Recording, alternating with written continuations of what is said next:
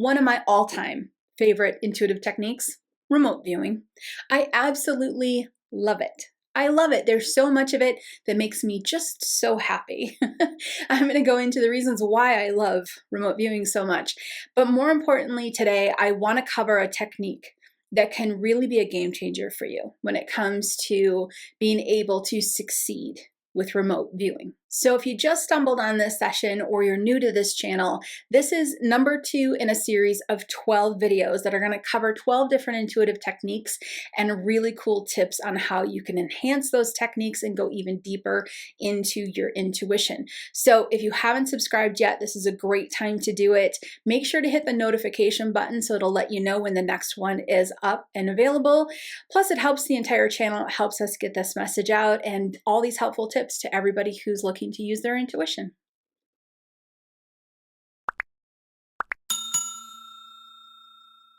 I'm going to talk today about a technique called remote viewing. You've probably heard of it.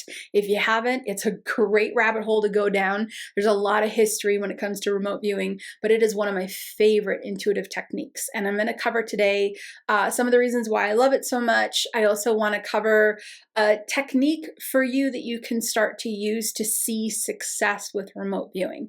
Whether you have never tried it before, you tried it and it didn't work, or you're kind of seasoned at it, you've been using it for a while, I want you to try the technique we're going to cover today because it's going to take it to the next level for you. It's going to take it to the next level. Now, this session is the second session in a series of 12. And in all of these, I'm going to be providing different tips for different intuitive techniques that you can try at home on your own to really start to enhance your intuition. And if remote viewing is something that you're like, I just want to know more and more and more. I want to go really, really deep. I do teach a course in it. The course is 3 hours in length, and it is a part of my 12 specialized course bundle. Now, a lot of you listening to this session, you already have the course. It's inside the 12 specialized course bundle. So if you have an account with the Sage Method, log on into your account, go into that 12 bundle area, and you'll see it's a 3-hour remote viewing course. It'll go into a lot more detail, a lot more depth, and there's a lot more tools and techniques in there as well. But if you don't have it, I know a lot of people listening to the session do because it's very popular. Most everyone that is part of the Sage Method process has this 12 bundle course. But if you don't have it, I will put a link in here if you want to go even further with remote viewing or any of the other 11 courses that are in the bundle. Now, when it comes to this one, however, remote viewing, I love it. I love it. I love it. I love it. I love it so much. And this is why. Okay, I'll start with how I fell into it, right? I knew of it. I understood the basics of it. I read about it. I knew the history. The government used it a little bit here in the United States, maybe in other places in the world, not quite sure. But I knew what it was. I knew how people used it, but I had never tried it. There was one particular night, I was on a ghost hunting team and I couldn't go. We were scheduled to go. It was 11 o'clock at night. We always went in the middle of the night because that's usually when the whole world is more silent and it's easier to get evidence. And I was scheduled to go, but my husband at the time ended up having to take a job, so he couldn't be home. So I was home with the kids. No big deal. I contacted the team and said, I'm so sorry, I can't make this one. And the team leader said, let's try something. And I said, all right, let's try something. So there I was at home, not gonna lie, in my pajamas, sitting on my bed, 11 o'clock at night, kids were asleep, everything was calm. And I was on the phone. Yes, it was a flip phone. This is how long ago it was. But I was on the phone, I was on my flip phone with one of the team members that was at the location, that was on site. And we were just gonna try me giving her directions on where to go. Right? This was all it was going to start out to be. And it was wonderful because I didn't get everything correct, but I got a lot of it correct. And I would tap in, and I was tapping in with her permission, with her energy. We were together with this process. And I felt like there was stairs to the left. And I would say that. And she'd be like, yes, there's stairs to the left. I'd be like, okay, go upstairs. And then I could hear her get up to the top of the stairs. And then all of a sudden I could feel cold. And she's like, yes, the window's open and cold air is coming in. And then I could feel this. And it continued on. And I got so interested in this moment that we were doing this. And it was exciting because I was getting immediate feedback too, which is also a helpful part about remote viewing. If you can work with someone else, you can get immediate feedback, which helps you hone your intuition faster. It's wonderful. I was getting so excited and I just fell into it. I was like, one of those moments where I was like, wow, this really is possible. Remote viewing is an easy way to use your intuition. And I didn't think it was easy. And now I'm discovering that it is. And I remember she was in the basement and I did more intuitive kind of relaxing in remote viewing. And I said, again, there's another set of stairs behind you. She's like, I don't see any stairs. And I watched this scene kind of repeat. And I anchored in, which is what I'm going to get to with our technique today that I want you to try. I watched this technique and I kept looping with my anchor, which is the technique we're gonna go over today.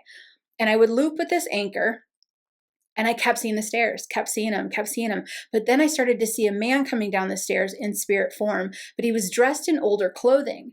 And I said this to the team member. I said, he's dressed in older clothing. He's coming down the stairs and he's carrying wood. And then he's turning around 180 degrees at the base of the stairs and then walking behind the stairs and going out a very small door out the back of the building. And she's like, I keep looking around. I'm so sorry, Bo, but there's nothing. I'm in a basement. There's no stairs. Well, the homeowner happened to be there, which was unusual for ghost hunting. Usually the homeowner isn't there, but he did happen to be there. She said, hold on, Bo.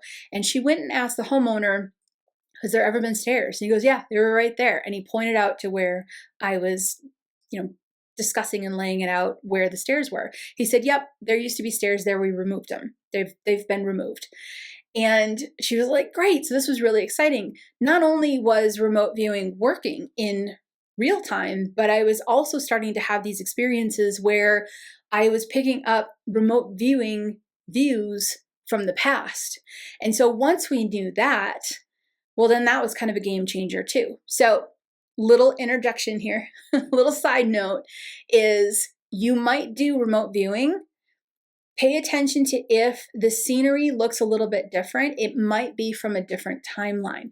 Just because you do remote viewing doesn't mean you're seeing the location you're looking at intuitively in this day. You can have moments where you do remote viewing and it jumps on the timeline to the past, even the future. All things are possible. But back to this story. So she's in the basement. The owners confirmed that the stairs were there. I went into my anchor, which I'm going to talk about, and I looped it again, and I watched the man come down the stairs. I said, yep, now he's going behind the stairs to a very small door. And she turned around. She goes, blank wall. There's no door on the back wall. Long story short, another team member came down and said, well, there's insulation. Let's peek behind it. They peeked behind the insulation, and there was a 4-foot tall door, a short door that they could carry wood in and out of. So it was really exciting for me to use my intuition in this way for the first time. And I will be direct with you. Because I hadn't trained to do remote viewing or been taught a certain way, I was really unleashed to just let it happen however it was natural for me. So I highly encourage that kind of positioning for yourself. All right, I'm just going to, whatever happens, happens. Whatever happens, happens. And the technique that I'm going to share with you today isn't going to interfere with that. But it will give you a starting point. It will give you a place that you can start and you can return to over and over again so you can see what comes up next. Let me describe it. This is one way to say it is like an anchor, right?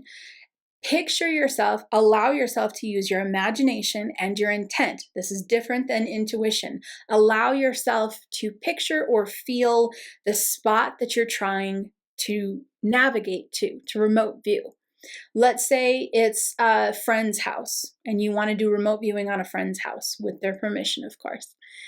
I want you to pick a spot right in front of the home and imagine or feel your bare feet on the ground standing in front of the house. This spot, which was not discovered intuitively, which you're creating with your intent, with your imagination, perfectly fine.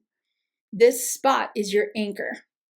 This is where your avatar is going to come back to every time it gets lost. This is your starting point. This extra step in remote viewing gives you a somewhat solid way of creating your own routine with remote viewing. What it does is instead of just sitting in your home saying, okay, I'm going to remote view my friend's house, which you should just free for all try it. But instead of just kind of just sort of going out there with nothing, if you're the type of person that you really like an anchor or a starting point or just the initial instructions, this anchor is going to help you tremendously. So let's say you're remote viewing your friend's home and for fun, your friend's giving you permission and they're just like, well, let's see what you pick up, right? Go ahead, use your imagination and your intent to set a starting point in the front of the home or in the base of where the yard, somewhere just outside of where you want to go, right? The sidelines, you could say. Picture or imagine or feel your bare feet on the ground and say internally, this is my anchor. This is my starting point. From there, I want you to relax and then let your intuition pull you from there. Let yourself just get pulled. What shows up? What happens? What do you see? What do you feel? Which direction do you feel pulled to move? Do you just pop into a room, right? Or do you experience what it's like to flow through the house to get to that room? Everything after that anchor should be fair game. Everything after that anchor should just be letting your intuition just go free. But the anchor has helped so many students that I have on being able to establish remote viewing patterns that they've created that work for them. So it doesn't matter if you're brand new to remote viewing, doesn't matter if you've been doing it for a while, doesn't matter if, this is something that you use on the regular. Try bringing in that anchor point. And then what happens is you start there, you let your intuition, just take you anywhere it wants to take you. When you start to feel like your intuition's fading or getting blocked or not flowing anymore, you go back to that anchor point because you know that point. And the point's not, in your house where you're at, it's where you're trying to remote view. It's present being there in the space. So that anchor is something that you can return to again and again and again. And each time you return to it, you can take a couple deep breaths and then you can just say to your intuition, bring me where you want to bring me. Show me what you want to show me. And let your intuition bring you into the scene or into the home or into the location or show you things. Whatever your intuition wants to do, let it do. But let that anchor be your starting point and returning point. When you get a little bit lost and your intuition starts to fade, go back to the anchor. Start again. This works for so many people because so many of us just want a starting point. What I don't want to do is limit you on how you pick up all the other information. There's more techniques, in the remote viewing course itself. So if you're really serious about this and you're like, okay, no, I want to get really good at this. Yes, absolutely. Dive into the course. If you have it, like I said, it's in your account. If you don't have it yet, I'll put a link in here. But this starting point is kind of your way of saying, I'm going to let anything unfold and all possibilities unfold with my intent of remote viewing this particular location. And this is my starting point. It's going to give you a place to connect, reset, launch, unleash. It will give you that point that can, for most students, give you the security that you need to feel the comfort to release into remote viewing. Give it a try. If you're brand new, start there. If you've done remote viewing, try that and see how it compares to your other remote viewing sessions. Do you get more information? Does it come through differently? What happens for you? Are you able to now map things out? This is the type of technique that can really advance you and expand and open other areas of your remote viewing. Give it a try. Make sure to have fun with it. If the first time doesn't work, try again. Try again. I'm going to give you one last tip. If the first time doesn't work with remote viewing, because that does happen, many times it's because we're trying really, really hard. Go ahead and try hard at the anchor. But the minute you let your intuition unleash beyond that anchor, don't try. Just relax. Just what do you want me to know? What do you want to show me? Where are we going to go? Anything you want to present to me, anywhere you want to bring me to your intuition. The more you can relax, the more you can let go of proof and fear and doubt and all of that, the more you're going to get. So let go of expectations, set your intent only on that anchor point, and see what happens. Grateful you joined me on session 2. If you missed session 1, here's the link to go on back to that one. It's about card reading. You're going to love it.